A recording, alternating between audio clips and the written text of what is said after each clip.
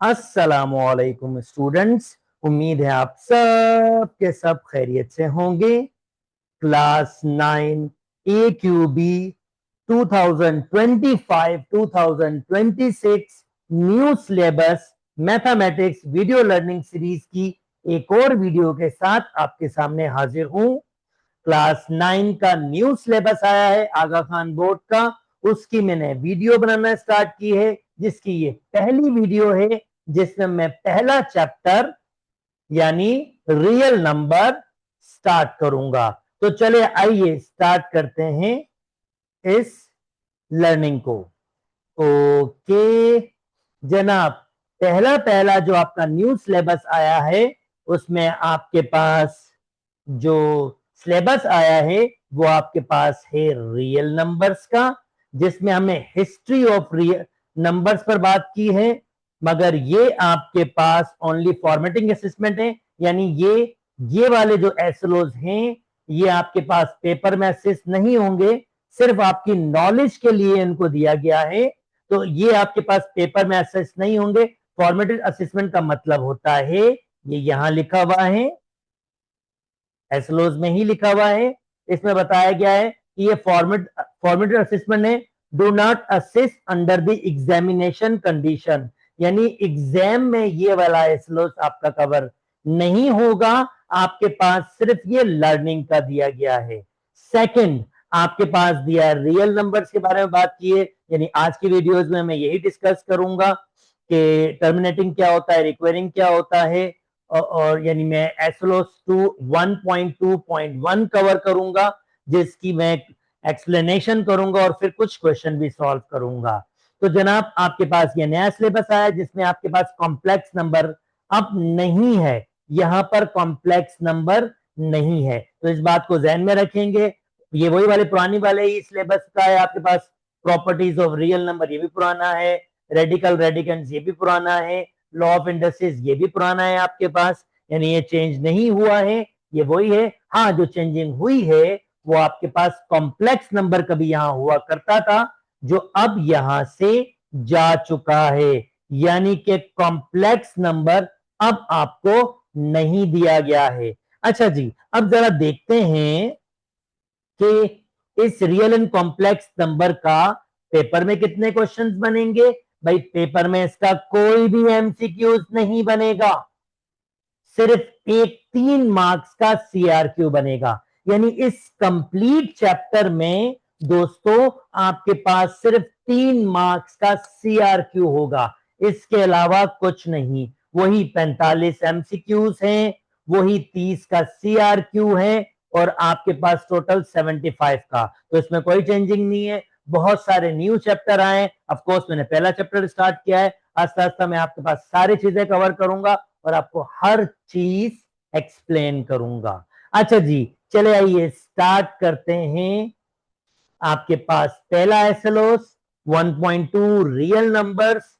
मैंने real numbers से start किया, जो फॉर्मेटेड असेसमेंट का एसएलओस था, जो पेपर में असेस नहीं हो रहा था, वो मैंने उसको इग्नोर कर दिया है। सिर्फ और सिर्फ जो पेपर में असेस होगा वही चीज मैं आपके साथ डिस्कस कर रहा हूं। Describe terminating and non terminating, recurring and non recurring decimal as a rational and irrational number. अब इसका मतलब क्या है भाई, ये कहता है डिस्क्राइब करें कि ये जो टर्मिनेटिंग और नॉन टर्मिनेटिंग होता है, रिक्वायरिंग एंड नॉन रिक्वायरिंग। अब नॉन टर्मिनेटिंग में दो होते हैं, रिक्वायरिंग एंड नॉन रिक्वायरिंग। ये बेसिकली या तो रैशनल नंबर्स होते हैं या इररेशनल नंबर्स। चलें जी, इसको तफसील से अब हम डिस्कस कर लेते हैं। सो सबसे पहला आपके पास है क्लासिफिकेशन ऑफ डेसिमल नंबर्स। पहले तो हम डेसिमल नंबर्स के बारे में जान लेते हैं। भाई जब भी आप एक फ्रैक्शन नंबर को या एक रेडिकल नंबर को, एक फ्रैक्शन नंबर को और एक रेडिकल नंबर को डिवाइड करते हैं, जैसे 5 डिवाइड 7, तो आंसर आ रहा है 0.714285। और ये जो बार लगा हुआ है इसका मतलब ये रिपीट हो रहा है, और अगेन जो नेक्स्ट रिपीटिंग नंबर का होगा वो होगा 714285 एंड ये चलता जाएगा। सिमिलरली अगर मैं रेडिकल 2 की बात करूंगा, रेडिकल 2, तो ये भी आपके पास इनफाइनाइटली चलता जाएगा, यानी 1.4142 एंड सो ऑन। तो फ्रैक्शन वाले और ये रेडिकल वाले जब हम कन्वर्ट करते हैं तो हम इनको कन्वर्ट कर सकते हैं डेसिमल्स में, और हमने यही जानना है कि कौन सा डेसिमल आपके पास रैशनल होता है और कौन सा डेसिमल आपके पास इररेशनल यानी रेडिकल वाला नंबर होता है। यानी इस एसलोस की मेन बुनियाद ही आपके पास यही है कि हमें यह जानना है कौन सा डेसिमल रैशनल होता है और कौन सा डेसिमल इररेशनल। चले आइए जरा इससे स्टार्ट करते हैं। सबसे पहला डेसिमल नंबर आपके पास टर्मिनेटिंग डेसिमल आपके पास, यानी टर्मिनेटिंग डेसिमल से क्या मुराद है, these decimals and after a certain number of digits. यानी जब आप इसको फ्रैक्शन नंबर को डिवाइड करते हो तो पॉइंट के बाद आपके पास इतने डिजिट आते हैं जिनको आप काउंट कर सकते हो, या वो पॉइंट्स के बाद खत्म हो जाते हैं। जैसे इसमें 1 डिजिट है, इसमें 2 डिजिट है, इसमें 3 डिजिट है, और ये सब देखें आपके पास रैशनल नंबर्स हो रहे हैं। तो जब मैं इनको डिवाइड करूंगा तो आपके पास पॉइंट के बाद क्या हो जाएगा, पॉइंट के बाद ये रुक जाएंगे। तो ऐसे टर्मिनेटिंग डेसिमल नंबर्स को हम कहते हैं, आपके पास ऐसे रैशनल नंबर्स को हम कहते हैं, डेसिमल्स को कहते हैं टर्मिनेटिंग डेसिमल्स। और मजे की बात, ये रैशनल नंबर होते हैं, यानी टर्मिनेटिंग डेसिमल्स बेसिकली कुछ और नहीं रैशनल नंबर होते हैं। यह बात आपको जहन में रखनी होगी। अच्छा जी, नेक्स्ट आपके पास अब रिक्वेरिंग पर आ जाते हैं दोस्तों। अब ये रिक्वेरिंग क्या होते हैं, some digits repeat in pattern forever, यानी ये ऐसे डेसिमल्स होते हैं जो पॉइंट्स के बाद एक तो चलते जाते हैं, जिसे हम कहते हैं नॉन टर्मिनेटिंग। ये टर्मिनेटिंग होता है ना, रुक जाना, टर्मिनेटिंग मतलब रुक जाना, मगर ये रुकते नहीं है, ये पॉइंट्स के बाद चलते जाते हैं, चलते जाते हैं। और मजे की बात, ये एक पैटर्न बनाते हैं, 0.3333, 0.66666, 0.142857, 4285 एंड सो ऑन। तो देखें ये सब के सब रैशनल नंबर्स ही हैं, और जब मैंने इनको डिवाइड किया तो ये किस डेसिमल पैटर्न में आ गए, नॉन टर्मिनेटिंग मींस चलते जाना, और रिक्वेरिंग मींस कोई पैटर्न बनाना। यानी कि टर्मिनेटिंग एंड नॉन टर्मिनेटिंग रिक्वेरिंग दोनों कौन से होते हैं, दोनों के दोनों रैशनल नंबर्स होते हैं। तो आपको ये ध्यान में रखना होगा, ये जो डेसिमल की टाइप है टर्मिनेटिंग डेसिमल और रिक्वेरिंग डेसिमल, ये दोनों के दोनों रैशनल नंबर होते हैं। उम्मीद करता हूं दोस्तों आपको ये वाली बात बिल्कुल समझ आ गई होगी। चलें जी नेक्स्ट। अब नॉन टर्मिनेटिंग, नॉन रिक्वेरिंग, यानी नॉन टर्मिनेटिंग मतलब पॉइंट्स के बाद चलते जाए, जैसे रेडिकल 2 पॉइंट्स के बाद चलते जाए, और नॉन रिक्वेरिंग कोई पैटर्न नहीं बनाए। जो नॉन टर्मिनेटिंग नॉन रिक्वेरिंग होते हैं जनाब, वही आपके पास इररेशनल नंबर होते हैं। यानी अगर non terminating non recurring straightforward irrational number, pi भी आपके पास नॉर्मली एक मिसकॉन्सेप्ट है, पाई को 22/7 रैशनल नंबर मानते हैं, पर ये अप्रोक्सीमेट लिखा गया है, ये एक्यूरेट नहीं है। ये 3.141592 समथिंग समथिंग ये इस तरह चलता जाता है आपके पास। तो उम्मीद करता हूं दोस्तों आपको ये वाली बात भी समझ आ गई होगी और बिल्कुल भी डिफिकल्टी नहीं हुई होगी। चलें जी नेक्स्ट। अब एक छोटा सा डायग्राम मैंने बनाया है आपके अंडरस्टैंडिंग के लिए, एक किस्म का शॉर्टकट आपके पास जनाब। टर्मिनेटिंग और non terminating recurring rational number होते हैं, non terminating non recurring irrational number होते हैं, और जब इन दोनों सेट्स को कंबाइन करते हैं तो फिर रियल नंबर बन जाता है। यानी रियल नंबर तो दुनिया का हर नंबर होता है, जिसमें रैशनल नंबर भी होते हैं और इररेशनल नंबर भी होते हैं। तो उम्मीद करता हूं दोस्तों ये वाली बात भी आपको बिल्कुल समझ आ गई होगी। चलें जी, अब कुछ मजे मजे के क्वेश्चन सॉल्व कर लेते हैं दोस्तों। ओके, पहला क्वेश्चन है, identify the type of each of the decimals and classify them as a rational or irrational. भाई 0.25 दोस्तों याद करो 0.25 कौन सा था? ओके चलें डायग्राम में वापस आ जाते हैं भाई। 0.25 ये तो टर्मिनेटिंग है, पॉइंट के बाद डिजिट खत्म हो गए, तो टर्मिनेटिंग, रिक्वायरिंग, नॉन रिक्वायरिंग, तो मैं इधर लिखूंगा टर्मिनेटिंग। भाई साहब ये टर्मिनेटिंग है। Rational irrational, of course rational, terminating तो रैशनल होते हैं ना भाई।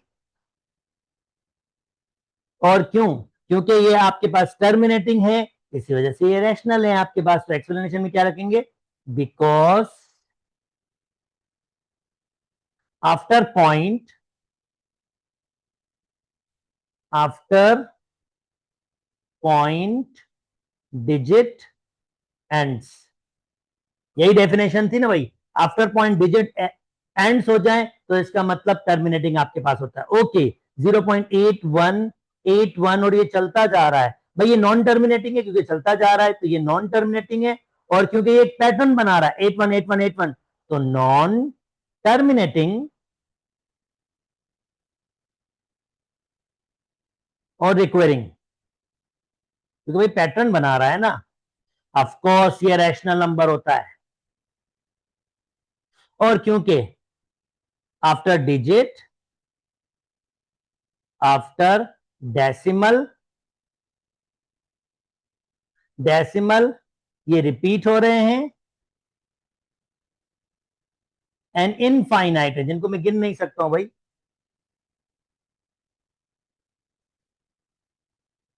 That is the reason. Okay 1.01, 01, 02, 03 यार पैटर्न नहीं बना रहे ना। देखो सेम पैटर्न नहीं बना रहे, 01, 02, 03 ये पैटर्न थोड़ी है, ये तो आपके पास सेम नहीं है। सेम पैटर्न बनना चाहिए, जैसे 818181 ऐसा कुछ। तो फिर ये नॉन टर्मिनेटिंग, नॉन रिक्वायरिंग, अब मैं लिख रहा हूं non terminating, non requiring. Non terminating, non requiring of course irrational number होते हैं। और after digit, after decimal, not repeated but infinite तो है, और इनफाइनाइट शो करता है नॉन टर्मिनेटिंग को। अच्छा जी, जल्दी से कोई बताएगा कैलकुलेटर यूज करके कि रेडिकल थ्री क्या होता है? जी दोस्तों जल्दी जल्दी जल्दी, सिर्फ और सिर्फ 5 सेकंड दूंगा। 5, 4, 3, 2, 1। उम्मीद करता हूं अभी तक तो आपने आंसर दे दिया होगा। Okay radical three, radical three 1.73200508। Of course non terminating ये चलता जाएगा, ये कैलकुलेटर की एक लिमिटेशन होती है, वो वहां तक रखता है, तो ये चलता जाएगा। और एक पैटर्न बिल्कुल नहीं बना रहा, आप नोटिस करें कोई पैटर्न नहीं बना रहा, इसी वजह से ये इररेशनल, रेडिकल में है इररेशनल, तो मैं कहूंगा non terminating, non requiring, irrational. ये सेम जो मैंने लिखा था वही लिखेंगे, और जनाब इधर भी वो सेम ही लिखेंगे जो ऊपर लिखा हुआ है आपके पास। और लास्ट वाला मैं आपके पास छोड़ता हूं, आपके लिए छोड़ता हूं, और कमेंट में मुझे इसका आंसर जरूर जरूर जरूर दीजिएगा। मैं भी देखूं मेरी ऑडियंस जो देख रही है क्या वो बिल्कुल सही तरीके से कर पा रही है। चलें जी, दैट्स नाइस। ओके ये क्वेश्चन कंप्लीट किया, जल्दी से नेक्स्ट पे चलते हैं। ओके नेक्स्ट क्वेश्चन आपके पास है, मैच करना है दोस्तों। मैचिंग का गेम स्टार्ट हो रहा है, तो मैच कर लेते हैं भाई, अभी कर लेते हैं मैच। ओके किसको किससे? 0.25 टर्मिनेटिंग है यार ये, तो टर्मिनेटिंग 0.3333। भाई एक तो ये चलता जा रहा है और एक पैटर्न बना रहा है, तो non terminating, recurring, non terminating, repeating या recurring, rational. That's nice. Pi तो होता ही इररेशनल है भाई। Non terminating, non repeating, non terminating, non repeating, और of course non terminating, non repairing. तो उम्मीद करता हूं दोस्तों आपने बिल समझ लिया होगा और आपको किसी किस्म की भी डिफिकल्टी नहीं हुई होगी। ये मैंने पहला एसलोस कवर किया 2025 और 26 का क्लास 9 का जो न्यू सिलेबस आया है उसका। इंशाल्लाह इसी तरीके से हर एसलोस कवर करेंगे। आपको अगर ये बात समझ आ गई है तो मैंने आप लोगों के लिए स्पेशली एक छोटी सी वर्कशीट डिजाइन की है जो आप डिस्क्रिप्शन में देख सकेंगे। अगर आपने ये कंप्लीट किया होगा तो उस वर्कशीट को जरूर जरूर जरूर डाउनलोड कीजिएगा और वो वर्कशीट अटेम्प्ट कीजिएगा। अगर आपने वो भी कंप्लीट सही की तो इसका मतलब है आपको ये सिलेबस 100% समझ आ गया होगा। मुझसे कमेंट में जरूर शेयर कीजिएगा कि आपको कितनी हद तक ये वीडियो समझ आई और वर्कशीट के जो क्वेश्चन थे वो आपको कैसे लगे। अगर मेरी वीडियोस पसंद आ रही है तो मेरे चैनल को लाइक कीजिए, सब्सक्राइब कीजिए और दोस्तों के साथ शेयर भी कीजिए। अपना बहुत बहुत बहुत ख्याल रखिएगा। अल्लाह हाफिज।